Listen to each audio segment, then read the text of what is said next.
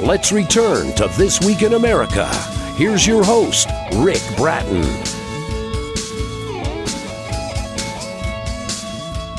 Welcome back, everybody, coast to coast, This Week in America. Why are we here? What are we supposed to do on this earth? Who created us? Humankind has struggled with these questions for millennia. We've created complex societies, religions, theories to answer them, but we've ignored the simple truth. Dennis Patric Treece shares his truth with readers of all faiths and persuasions. In his book, A Million Monkeys, The Real Story Behind Genesis and the Meaning of Life, Dennis was in an airplane when he first heard the voice of a spirit guide. The voice told him that he needed a pen and paper because he was going to write something important down. A Million Monkeys is the message that followed. Dennis spent 30 years in the Army, saw combat, was wounded in action. After retiring from military life, he created a second career in security. Now retired, enjoyed spending time with his wife, helping her with her art business, working in the couple's vegetable garden, and spending time with us on the program. Dennis Patric Treece, author of A Million Monkeys, The Real Story Behind Genesis and the Meaning of Life, is our guest on This Week in America. Dennis, welcome to the program. It's great to have you with us. Well, thanks, Rick. It's great to be here. You know, this is really a fascinating topic, and you've got such a fascinating background. First of all, let's just talk a little bit about that. I did a brief synopsis of that. Who is Dennis Treece? A little background, and why did you start writing books? Well, Dennis Treece is just a normal guy. I mean, I just happened to spend 30 years in the Army, and that was eventful and illuminating for me. Great to be in service to my country, and, would like to do a shout out for all of the veterans who are out there. But, I just had all these ideas, etc., and I had written short stories when I was younger and just put them in a file cabinet and forgot about them. But when I got the message to write A Million Monkeys, it was unusual and actually unwelcome. I mean, I didn't like, what I was being told, and I fought it for a couple of years. I finally gave up, but the whole issue of why me? I'm not a religious person, and these are religious subjects, and I have no expertise. And why are you wanting me to do this? And so after a couple of years of just sort of introspection, I finally decided to go ahead and give into it and write. It took me 6 more years to figure out how to translate all that into something that people could understand, because it wasn't given to me word for word. It was given to me, as I say in the book, it was given to me in paragraphs, and yes. It's like a memory that I had that I didn't know I had. It's just there, and so I wrote it, and so I went to Amazon, published it, and there it is. It's interesting because you said that it really wasn't so much a matter of writing it as it was almost channeled. Talk about that aspect of it, because you were guided through this process, weren't you? Yeah, I mean, go back to, you mentioned the airplane. I was sitting in that airplane, and they said that I was going to start writing, and I had no idea what that was all about, but I did. I wrote for like 6 hours, and one of the first things, in fact, the first thing they told me, they explained human suffering, because they knew that's what I wanted to know about. So if there's a God out there who's beneficent and wonderful and all that, why is human suffering so common and so universal on our planet? And they explained it to me, and the explanation wasn't a real happy one, actually, because it diminishes kind of the human. But I'll go into it if we've got time. Yes, please do. Yeah. So I mean, they consistently used analogies that they thought I could understand. So this one was. So here I see in my mind's eye a playing card, and it's right in front of me. And then they said, okay, here's the deck of playing cards, and it goes infinitely to the right and infinitely to the left. And you right now, Dennis Treece, sitting in this airplane, you're the card right in the middle, although there's no limit to the cards right and left. So how important do you think the card in the middle is, given the size of that deck of cards? Yes. And so that was sort of, okay, yeah, obviously not real important. And it's important to Dennis, but it may not be important in the grand scheme of things. And then they explained that, people live good lives, people live bad lives, people have happy days, people have bad days. Even the same people can be good or bad in any given hour. And there's a lot to be learned from that, and it's our souls that do the learning. With us on the program, it's a fascinating book, A Million Monkeys, The Real Story Behind Genesis and the Meaning of Life. Dennis Patric Treece, that's Treece, is our guest, the author of the book. You'll find the book, of course, available at Amazon, the usual places. And you've said you sort of gave up trying to figure out why you do. What was that like going through that when you realized, okay, this is persistent. This is something more than an idle thought. I really can't get this thought out of my mind. And then trying to think, why Dennis? Why would they come to me and want me to be the one that transmits this?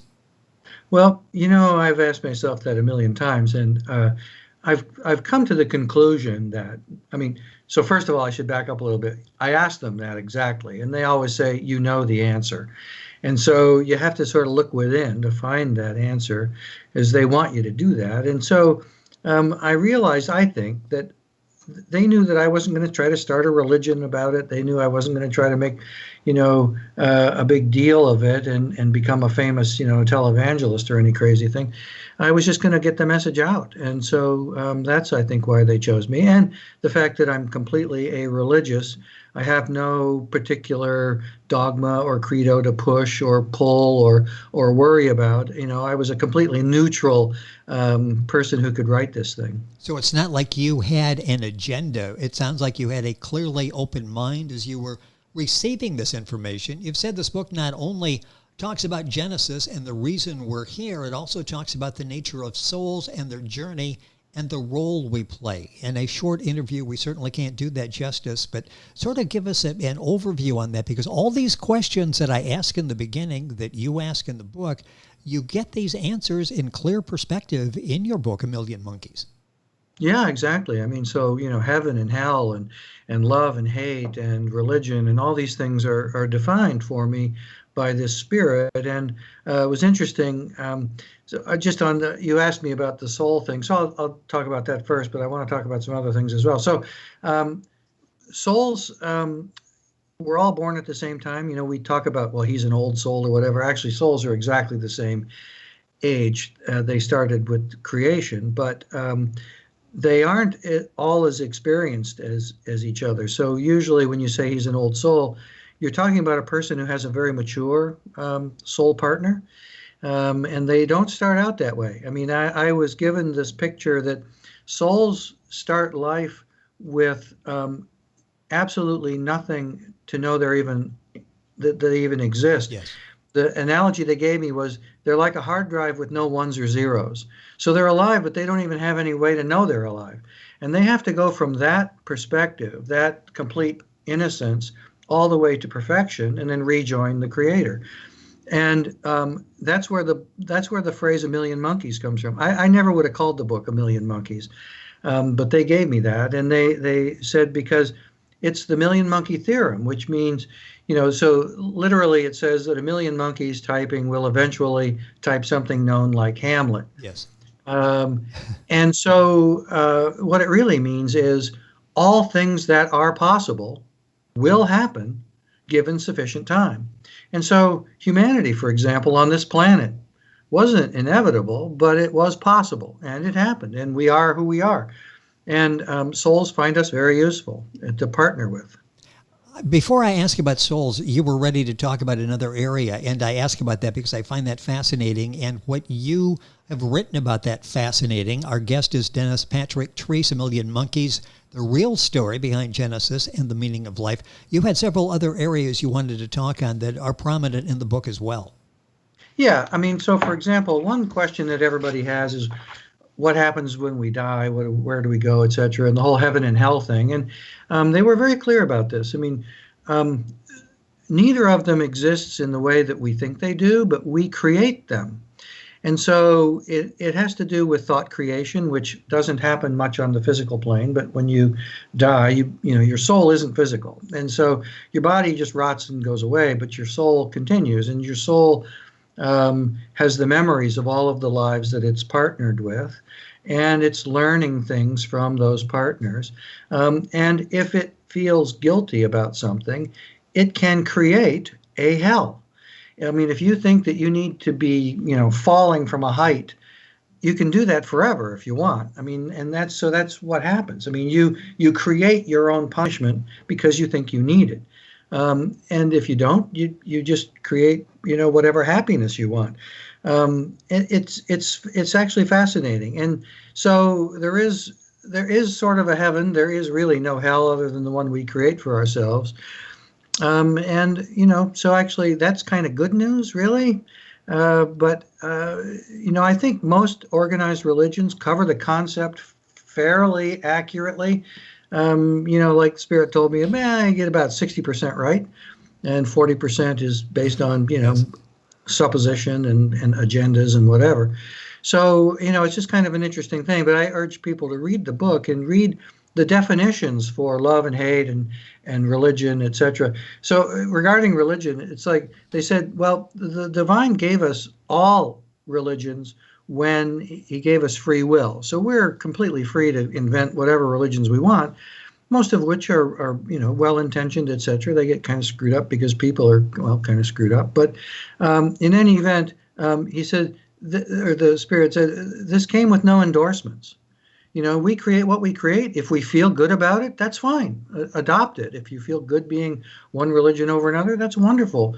I would urge that you not hold it against other people to be something else, because we can all create and or adopt any religion we want.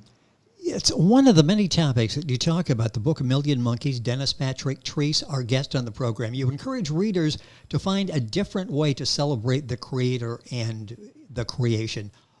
Talk about that. Are we doing it wrong? Are many of us doing it wrong? Well, there is no right and wrong. That's what Okay. The Million Monkeys is all about. You do what you do. You have free will to choose good or evil, or good 2.1 or bad 2.0. I mean, it's just whatever you want to do. But one of the things that they want us to do is to communicate with our soul more directly. We have this soul partner, and not all souls are as interested in us as others. Just depends on how long they've been with a physical being. But in any event, talk to your soul. Use your soul as the conduit for prayer, etc. And that will help your soul, and it will help you. Time is going by so quickly. As you can tell, it is a fascinating book written by our guest, Dennis Patric Treece. The book is called A Million Monkeys, The Real Story Behind Genesis and the Meaning of Life. You can find a link at our website, thisweekinamerica.us. The book available at Amazon and the usual places. I want to mention, too, several other books you're working on. But before I move on to those, anything, Dennis, you want to say to the viewer out there? I almost said the reader, and they will be. I'm sure they'll be reading the book and trying to pick up some of the advice that you share. But what is the takeaway you want as we read A Million Monkeys? What do you hope is the message that we get, which was basically the message you got and resisted for a while? Yeah, it's humanity's at a tipping point. So our brains are physical, but our thoughts are not, and all of our thoughts go streaming out into everywhere, and all souls everywhere, all spirits everywhere, and the Creator hear all of our thoughts. And when those thoughts are hateful, hate is a drag chute on reunification. So love is the answer. Love is the whole point to everything.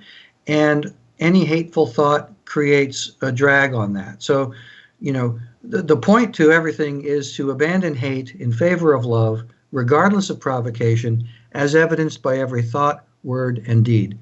And that, my friends, is the meaning of life as given to me by Spirit. All of these questions answered in Dennis's book, A Million Monkeys, The Real Story Behind Genesis and the Meaning of Life. And you've written several other books as well. Let's talk about those in the time remaining. These are fascinating books, and you were saying these were a little bit easier to write than A Million Monkeys was. Well, they were, because these come from me. I mean, yes. these were started many years ago in my head, and I kind of got the bug about publishing when I published A Million Monkeys, because it was pretty easy to do.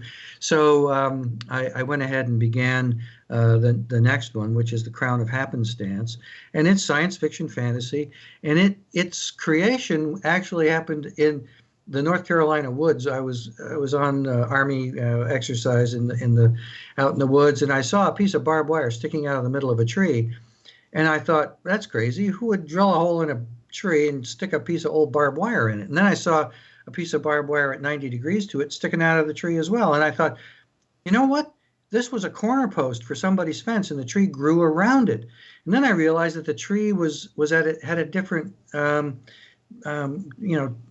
vibration, if you Yes. will. I mean, it lives a lot longer than we do, and so the whole difference of vibrations. And I thought, well, I wonder if the tree could even see me if it had eyes, because I'm moving so fast in relation to it.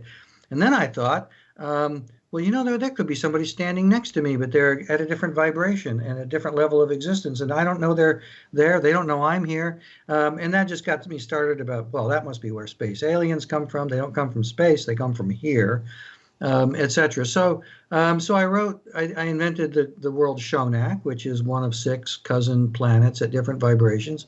And it's the interaction between Shonak and Earth.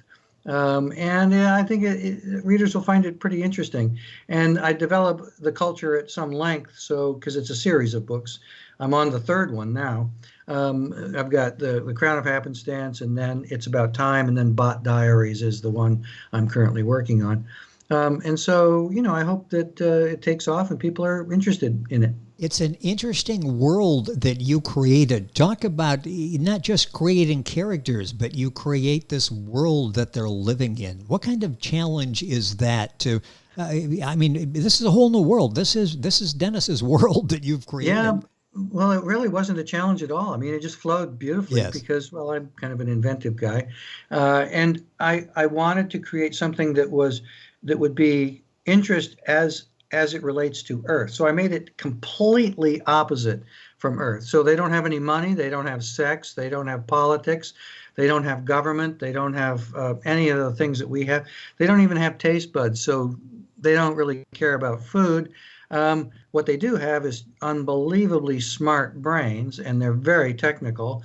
And so they've created a technology that allows them to visit the other vibrational worlds. There are 5 of them above their own, which they call prime, and that's why they call Earth plus 5, because it's 5 vibrational iterations above their own world.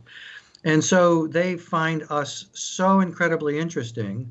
They flood Earth with surveillance devices so that they can watch us all the time, because all they do is work, and their lives are fairly boring, but they've never really known that until they saw us. And they don't understand us at all because their motivations are totally different than ours, but they enjoy watching us, and so they do. So they've basically turned Earth into a zoo or a cultural theme park without Earth knowing about it. You mentioned they're not boring. Your life can't be boring either. I get the impression, the passion that you have for the books that you've written, starting with A Million Monkeys and the series you're writing now. This is fun for you. Yeah, it really is fun for me. I'm having a good time with it. Well, it certainly sounds like that. Now, where's the best place to get all of the books? I mentioned A Million Monkeys available at Amazon. The other 2 books you've got 2 in the series that are out now, and you're working on the 3rd one, correct? Yeah, they're available hard copy paperback at Amazon.com and also in Kindle. They're not in audiobook yet. That requires a lot of people asking for them to be in audiobook, and then they will do it. And Elk Press is publishing the 3rd book, and that'll be out soon. So that'll be also, I think, on Amazon, but it'll be available through the resources that Elk Press can put it out in. Yeah, you've been working with Elk Press on this project. What's that been like working with them? Well, I mean, I looked around for a number of different competitors to figure out who to work with on these things, and I found Elk Press to be a really good and profitable and easy group to work with. I've been very pleased. Dennis Patric Treece, our guest on the program. The last several books we talked about, The Crown of Happenstance, It's All About Time, his newest Bot Diaries. And the focus of the program today was this fascinating book answering a lot of questions that we've struggled with for years, A Million Monkeys, the real story behind Genesis, and the meaning of life. If you're Googling Dennis, it's Dennis Patric Treece. Treece is Treece. All of the books you'll find in the usual places, and you can link on by going to our website. Dennis, time has gone by quickly. This has been fun having you with us on the program. Thank you for being with us today. Look forward to having you back and talking about this whole world you've created out there. Many more questions on that. Would love to continue this. Thank you for being with us on the program. Yeah, thanks, Rick. It was a pleasure for me, too. Thank you. With us on the program, Dennis Patric Treece, author of A Million Monkeys, the real story behind Genesis and the meaning of life. Information on our website, thisweekinamerica.us. We're back after these messages. This Week in America is online. You can visit our website, thisweekinamerica.us. Scott Pinkerton, Associate Producer of This Week in America. Jay Anderson, Segment Producer. Ben Watson, Webmaster. Otto Bechet, Director of Engineering and TV Production. This Week in America produced and is a trademark of Blue Funk Broadcasting, LLC. For information on all of our guests and to listen to this week's show, our website again at thisweekinamerica.us. And I'm Sean Bratton, Executive Producer of This Week in America.